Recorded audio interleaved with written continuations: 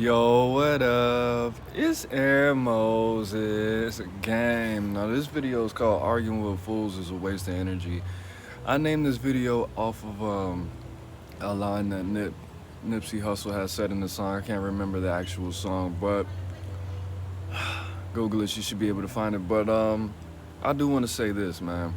I don't believe in bad and good. I don't believe that certain people are incapable, even though a lot of people might put themselves out there as just being just so incapable of learning. Stupid people, bro. That's what stupid means. That you have some kind of form of retardation to the point where you are incapable of intaking certain type of information. Hold on, let me. You get me? Stupid actually used to be a legal medical term. All right. Stupid, the R word, idiot. Those were words to describe certain IQ levels. If you don't believe me, Google it. You feel me? But people typically, if they're of sound mind and body, or I think it's called sound mind, and so whatever the case is, if they are lucid, if they are not under the influence of any substances, and they're educated to a specific level, people typically like to make the most rational decisions that's in their best interest, okay? People don't always do things that are going to be outside of their decision. People make the decisions that they are most capable of making a lot of times, okay?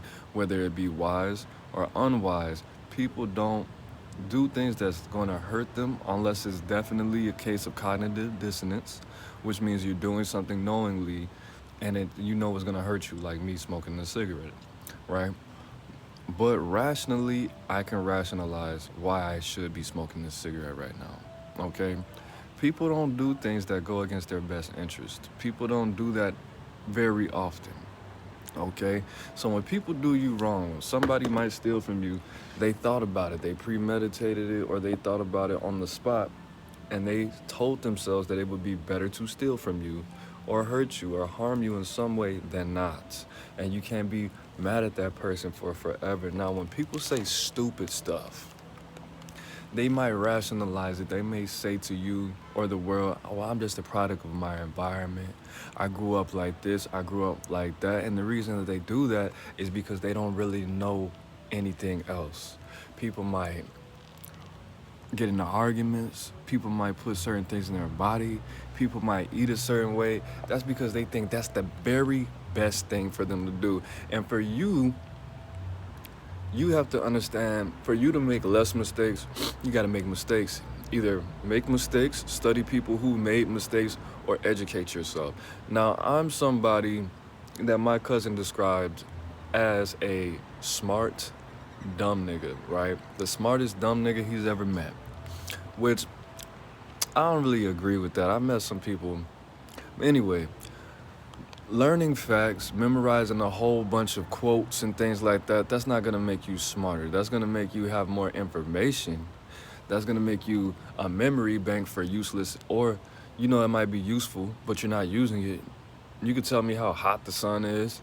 You could tell me how many moons Saturn has. You could tell me how many hurricanes that Japan had in the last 20 years, but you can't fill out a job application. But you don't know your social security number. Like, stupid stuff. Like, that's cool and all, but that's not gonna change your ability to make good decisions. Okay, that's not gonna make you a more useful person when it comes to leadership and dependability. You're still somebody, you're just somebody with very little opinions, that's very valid opinions, that's based on nothing, based on no life experience, based on nothing really real. I'm not saying that education is bad, that would be foolish, okay? Because running from education is running towards ignorance. It's inviting ignorance, which is a horrible spirit to have, okay? But at the end of the day, why would you spend your time trying to educate people who don't want to be educated? Because if they think a certain way, a lot of times, not every time, if they think a certain way, that's why they say ignorance is bliss. They're happy with thinking like that. They're okay with being ignorant. They're okay with being without knowledge. So why would you take time out your day? Why would you take God's time that he blessed you with to try to educate this fool? You know what I mean? I'm sorry. You know what? I could turn the light on. I forgot. Hold on, let me turn this light on real quick. But at the end of the day, people think to the best of their abilities. And like I was gonna say, I don't necessarily believe in bad people or good people or anything like that. I believe that people make horrible decisions. I think people make decisions that affect other people in negative ways, that stop people from growing, that stop people from learning. But as far as the concept of bad and good, I mean, you could do something good to somebody that could be bad, that could have horrible results. And you could do something bad that makes the person a stronger person. You could give the guy on the corner $2 and he'll go buy a 40 and die in a car accident today because you gave his dumbass a 40 and he decided to drink and drive. You thought it was good, you had good intentions. And you could do something bad. You could break up with your girlfriend and cheat on her birthday, and she goes to the bar and tries to drink her problems away and ends up falling in love with some millionaire and becomes an Instagram model and all of that. So whatever the case may be, you really don't know if something is bad or good until you see the end result. And most of the time, there is no end result that you're gonna see. I'm not saying that you should be just going around doing things with negative intentions or positive intentions. Just do what you want to do. And I didn't even mean to get into this, but a lot of us have to learn how to be present in the moment. I'm gonna tell you what happened to me when I was actually trying to be present while I was moving, not just meditating. I was walking around my building doing my job. I'm a maintenance tech. I was walking around my building and I decided to listen to a chant over and over and over. And as I did that, it's gonna sound weird, but the walls they felt like they started moving. I felt like I started seeing stars. I started seeing little orbs everywhere. And every time I thought about something, it was convenient. The security called me and told me they needed to let the electrician man in the electrician room. I was already standing right there. Out of all the floors and all the doors I could have been standing at, he texted me. And I opened it, unlocked it, left it unlocked. And then as soon as I got to the end of the hallway, I was thinking, damn, I wish the elevator was here. I really don't want to wait on the elevator. That's going to break my concentration. As soon as I thought that, a dude came out his door, pushed the elevator, and it came. And as soon as I walked there, the doors opened. I was like, what? That's crazy. But at the end of the day, you being present, why I say this, you being present and practicing presence is going to give you a little bit more patience when it comes to understanding people's intentions, people's reasons for rationalizing and seeing people's bad decisions as not necessarily bad or good, but what was necessary for their personal growth at that time. You get me? So let me read this comment. Danny Sparkplug said, bro, I just gave up a home for a hotel. I only seen what I had till it was gone. See, now, you don't know what could have happened, bro. How I go through life, I'm not trying to give you unsolicited advice, but how I go through life is, I don't want to say if it's meant to be, it's meant to be, but let's say I order my Uber, I'm trying to get to work, but I end up, the Uber ended up canceling or he's taking a little bit longer. I always tell myself, you know what? Maybe if he would have got here 5 minutes earlier and I would have been on time, I would have got in a car accident and lost a leg or something like that. I neutralized that, but I always try to see things that are inconvenience as me having my life saved. Anytime anything bad happens, or I don't get to where I want, or I don't get what I actually want, I think, maybe the universe is protecting me from whatever incident happened or could have happened, like a butterfly effect type thing. Because I've been in many situations where I ordered an Uber, I was supposed to get on the bus, and the bus was late, and then something happened where I was thinking, damn, if I would have actually caught that bus, I would have got in that car accident too. Or if something told me to not go to the store. If I would have went to the store, man, I probably would have got shot at too. Or I could have got hit, or I could have got, deleted. So I always try to think of anything negative that happens to me or something that's seemingly negative or inconveniencing me. I try to think, damn, you know what I mean? That could have been me. Or this could have happened, or that could have happened, you know what I mean? So I try to live as positive as possible, bro, because I'm on a whole different path. Even though I'm not ready to tell my full story of what I've been going through the last 10 years or so. When you when I tell you my full story about what's been going on or what had transpired between the ages of 21 till about 3 years ago, it's all gonna make sense, bro. It's definitely gonna make sense because I believe that I was in that situation to save my life. No, I didn't go to prison or anything. I wasn't held, I wasn't kidnapped or anything. But at the end of the day, everything certainly does happen for a reason. But as far as, let me get back on topic. As far as you having understanding, that does come with, being self-aware, being aware of human nature, understanding that people. There's two types of personalities. Even though there's like 15, 16, all the letters, people are either going to primarily chase pleasure or run from pain. And I know it might sound like the same thing, but it's really not. Okay, what is your main motivation? Do you want to get this money so you don't have to be broke anymore and so you can maintain and be comfortable? That's running from pain. Or do you want to get this money so you could buy all of this and buy all the Louis and travel? That's chasing pleasure, bro. It's two different things. Do you want to, make love to your woman because you love her and da da da da? Or do you just want to escape what happened at work today? That's, it's two totally different motivations. You know what I mean? So when you start to have more self-awareness and understand what actually motivates people and behaviors and things like that, you definitely have to understand why people make certain decisions. So you trying to rationalize what somebody that's dumb is doing or somebody's stupid decisions is really gonna take you to a certain place because I'm not stupid, bro. And I'm not a lot of things. So I can't understand why a lot of people do what they do. Like Hassan Campbell. I'm not I'm not a part of the LGBT community like Hassan Campbell, so I don't know why he does what he does.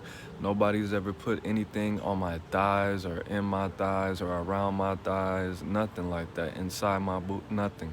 So whatever motivates Hassan, I will never know, and I really don't want to know.